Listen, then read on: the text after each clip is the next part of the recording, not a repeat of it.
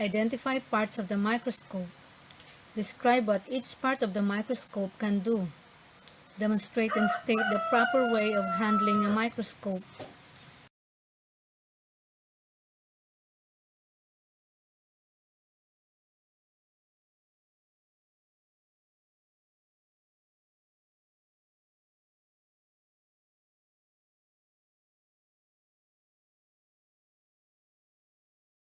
Before we proceed with our topic, please watch closely and try to name the following pictures. See if you can name some or all of them.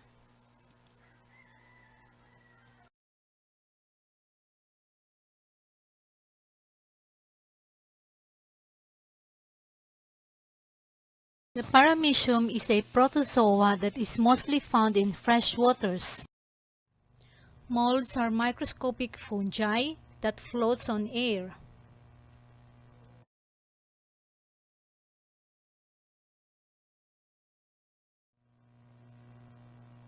This is your Bacillus bacteria.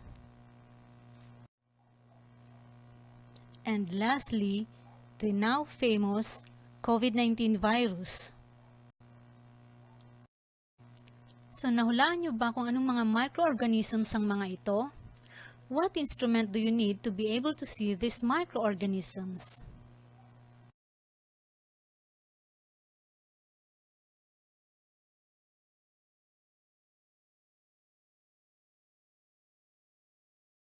Can you identify which of the following can magnify or enlarge very tiny objects? Alin sa mga sumusunod na larawan ang kayang palakihin ang mga napakaliit na bagay?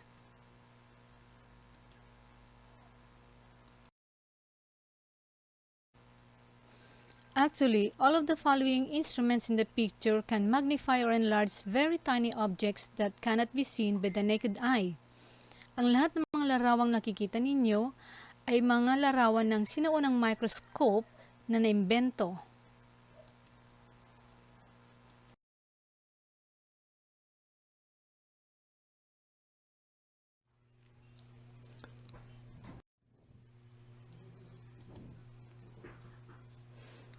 Eyepiece contains magnifying lenses where to look through. Draw tube,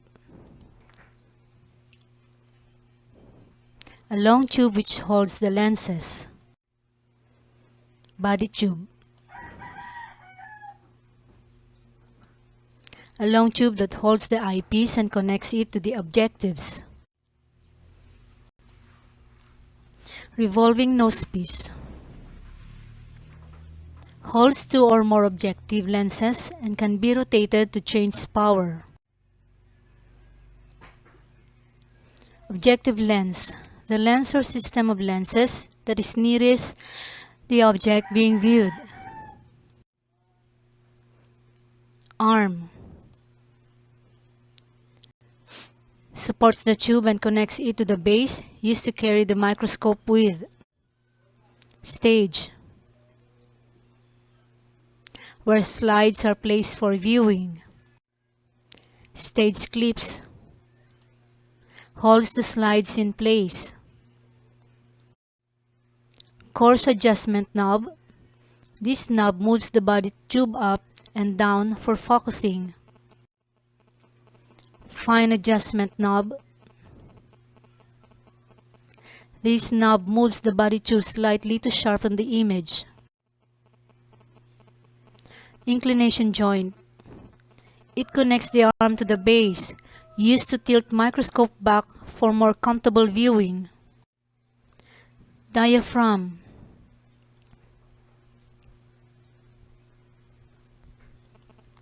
Controls the amount of light on the specimen. Mirror. The source of light which is usually found near the base of the microscope. Base. Supports the microscope.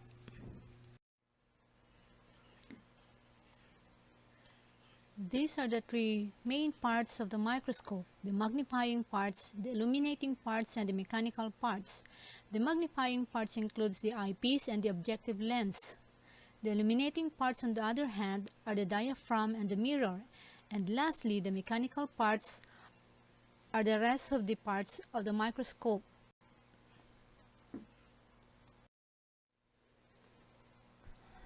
Next, I will show you the proper way of handling and storing of microscopes.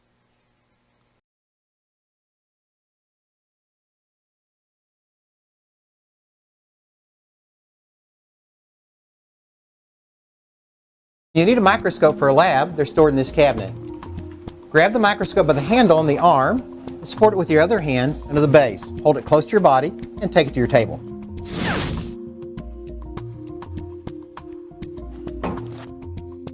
Before we tear it out of the booklet, and you're going to wad it up. You're going to use that sheet to clean each of the eyepieces, and you also want to clean each of the objective lenses. Just wipe them down a little bit. I also like to go ahead and clean the top of the diaphragm. When you're through with your microscope, you want to put it away properly. First of all, don't forget to take off your slide. The cover slip is disposable. Your instructor will tell you where to put that. The slide should be washed and returned to the slide box. Turn the light off on the scope. Unplug the scope. And now you're going to wrap the cord up.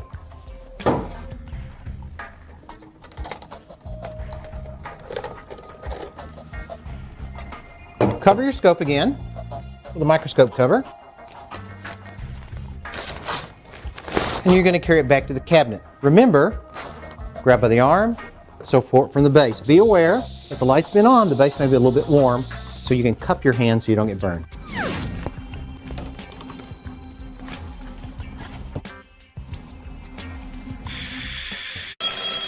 It's quiz time! That ends our discussion about the parts of the microscope. You will have a short quiz para malaman natin if you can still remember the parts. Choose the letter of the correct answer and write it on a sheet of paper. Who is recognized as the father of microscopy? Galileo Galilei, Robert Hooke, Zacharias Janssen, Anton van Leeuwenhoek.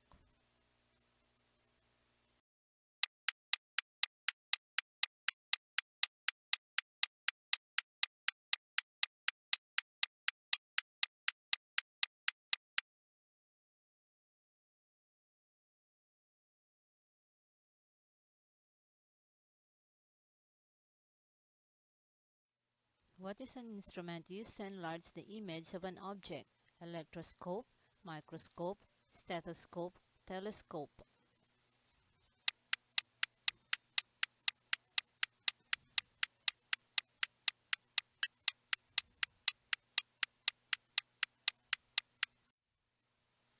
Which refers to the ability of the microscope to make the specimen bigger? Electrification, depollution, magnification, resolution.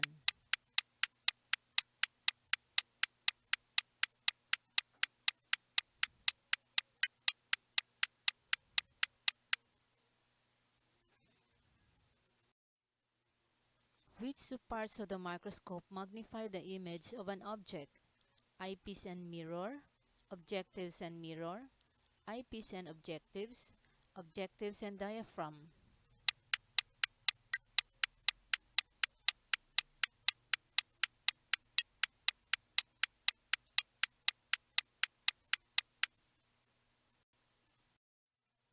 Why is it necessary for the specimen to be stained when observed under the microscope?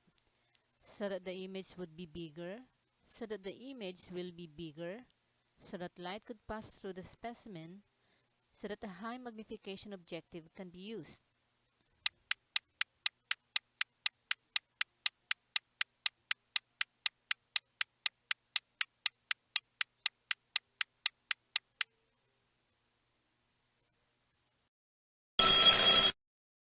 Let's check if your answers are correct.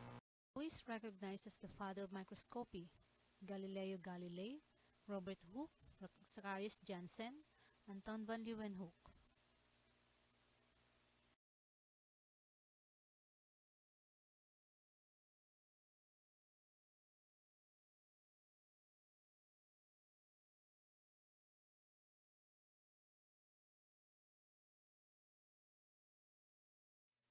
What is an instrument used to enlarge the image of an object?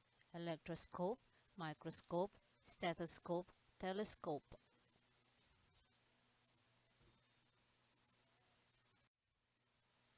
Which refers to the ability of the microscope to make the specimen bigger. Electrification, depollution, magnification, resolution.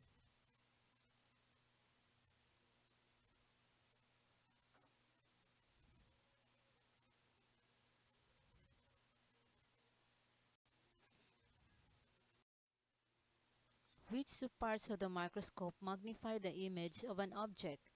Eyepiece and mirror, objectives and mirror, eyepiece and objectives, objectives and diaphragm.